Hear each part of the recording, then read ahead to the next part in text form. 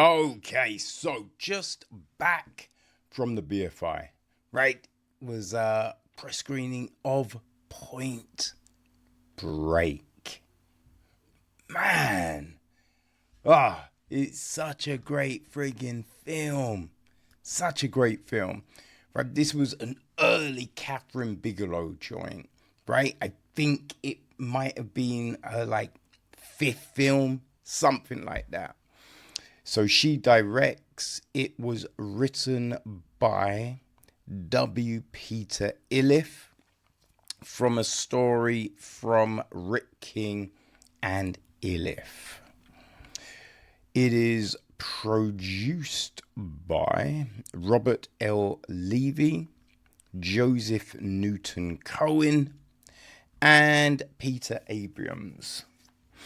James Cameron executive produces, and Rick King and Michael Roach co-produce. Mark Isham took care of the music. Donald Peterman was on cinematography. Howard E. Smith edits the piece. Sharon Bailey and Richard Pagano took care of casting. Peter Jamison was production design. Art direction is Pamela Marcotte and John Hook. Linda Spheris, set decoration, hair, makeup, all of that jazz. And, it was the early 90s, so there was some big hair going on still, right? We've got Wes Dawn, Paul Abascal, Dino Ganzano, Greg LaCava, Michael Mills, Bunny Parker, and Don Sheldon. So our cast, right? We have got Patrick Swayze as Bodie. Yeah, he's compadres. There's Roach, played by James LeGros.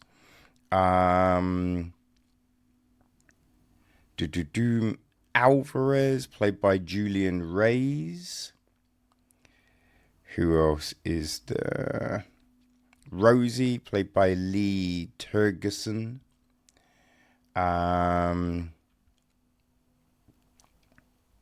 Tone, played by Anthony Kiedis.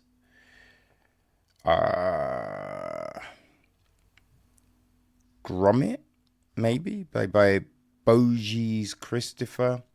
Nathaniel John Philbin. All right, we've also got, obviously, Johnny Utah, played by Keanu Reeves. His partner, Papis, played by Gary Busey. Then there was Tyler, played by Laurie Petty. Right, we've got Utah and Papis' boss, right? Ben Hart, played by the janitor, John C. McGinley. You know what I mean? We got Babbitt, played by Daniel Beer. Bunker, played by Chris Penderson. Warchild, played by Vincent Klein. Archbold, played by Dave Olson. Miss Deer, played by Sidney Walsh. 15, played by Christopher Petit. Passion for Slashing, played by Michael Copley. Psycho Stick, played by Dino Andino. Freight Train, played by Julie Michaels. Fiberglass, played by Kimberly Martin. Corey, played by Mike Genovese. Halsey, played by Jake Keller. Margarita, played by Galen Gorg. I think that's probably our main lot of people, the gist of the story is, in Los Angeles, California, a gang of bank robbers call themselves the ex-presidents, commit crimes while wearing masks of ex-presidents: Reagan, Carter, Nixon, and Johnson. The FBI believes that the members of the gang could be surfers and send young agent Johnny Utah undercover at the beach to mix with the surfers and gather information. Utah meets surfer Bodie and gets drawn into the lifestyle of his new friend. Dum, dum, bum, bum, bum, bum. I mean, the FBI doesn't think that they could be surfers. That's straight Pappas. You know what I mean? Oh, what did Tyler say? Like, they call Bodie Bojesse or something like that, which was just like, yo, what? But Point Break, man, this came out in 91. 91. I do believe I did go see it in the cinema, but the opportunity to see it again, you can't turn that down. You know what I mean? Like, there's certain films that are just like, there's something about seeing them on the big screen. And Point Break still holds up. Still holds up as a great watch. I mean, you watch it now and, like, it's clearly a film of its time. You know, you can tell it's 90s. You could, like, the clothes, the hairstyles, just the language being used. I mean, the script. Because watching it as a little kid, you're just like, this is so freaking cool. You know, when Harp's like, you're young, dumb, full of cum, you're just like, oh my God, did he just say that? Oh, that's insane. You know what I mean? But there's a bit in the film at the start, right, when Utah first meets Harp. And they're talking, and he's just like, you don't take sugar, do you, or drink? I want my agents healthy and burn. And Utah's like, sir, I even take the skin off chicken. And it's such a corny line. Such a corny line, but a line from that time, right? That was something that you would hear, you know? And you're just like, oh my God. Or the scene when Utah first meets Pappas, right? And Pappas is running his gums, and then he takes the blindfold off and he sees Utah standing there. Right? That was a thing, right? You would always see in a 90s film, you know, partners, they don't get on, and then they're best of friends. So these things, but there is no denying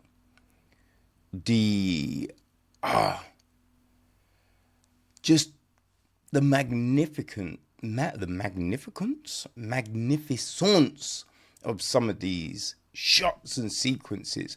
Like when we first meet the I can't even say dead presidents. That's a different film. The ex-presidents, right? So we cut to the back of a truck, and you've got a close-up of them putting on masks, putting on gloves, like, you know what I mean, loading a shotgun. And it's really drilled in, so you're just seeing the hands, right? You're just seeing the stock of the gun. You're just seeing, right? And it makes it so intriguing, right? So like, oh, fuck, what's going down here? Oh, shit, this is about to get real, son. This is dangerous. This is, ooh, right? And it completely brings you to a new place. There's a point when Utah, Bodie, Tyler, and the rest of the gang go surfing at night. And Utah's like riding, he's like, fuck, I'm surfing. And man, right? Because when you go surfing, like, you're gonna crash and burn a lot, a lot. But the exhilaration of actually catching a wave, right? Of actually catching a wave and riding that motherfucker in, man, that is a feeling. That is such a great feeling. And that scene just, boom, it captures it so well. So well, man. It was such a good scene. Such a good scene. You know? Like, look, it's a 90s film, so we get the odd, like, nudity scene, right? There's a bit, and there's this, like, it's later in the film, and it's just one of those things where it's just like, that did not need to be there. Like, what are we doing?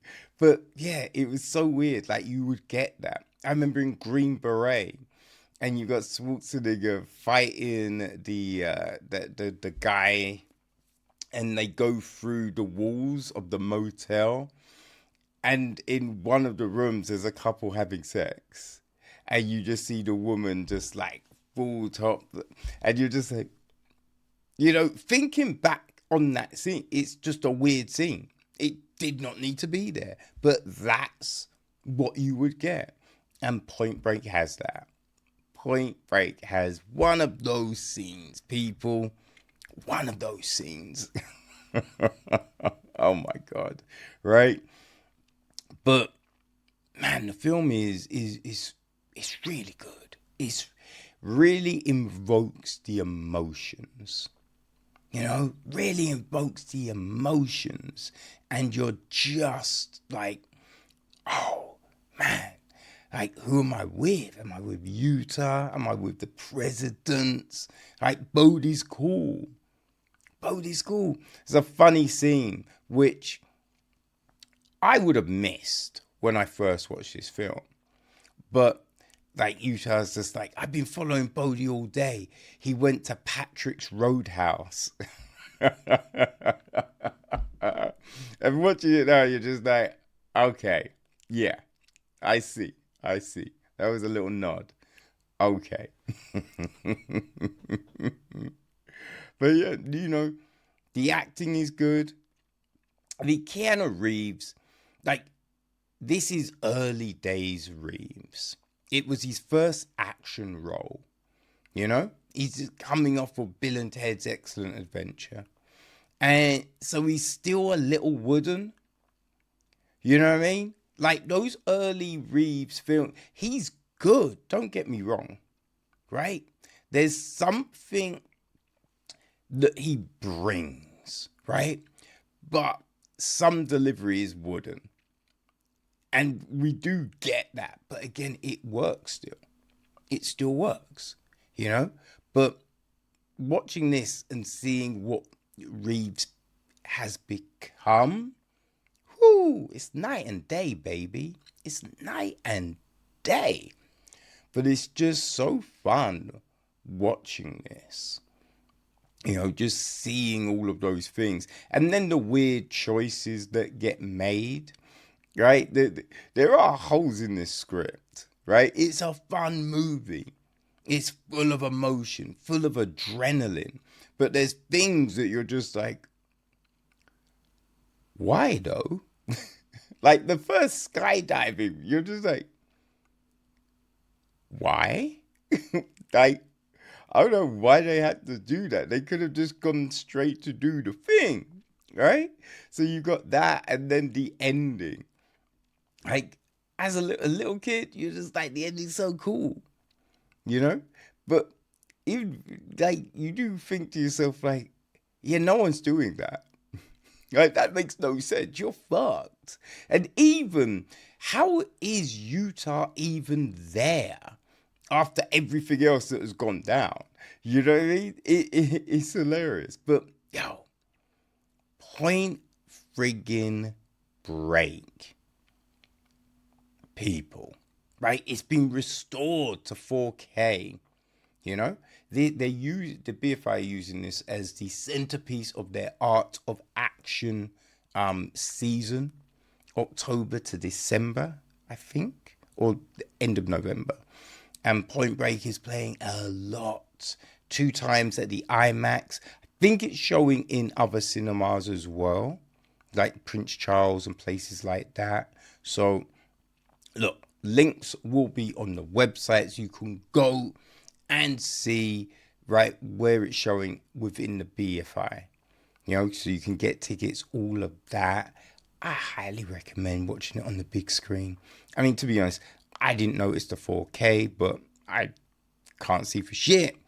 But having the opportunities to see a remastered version on the big screen, baby, you know what I mean?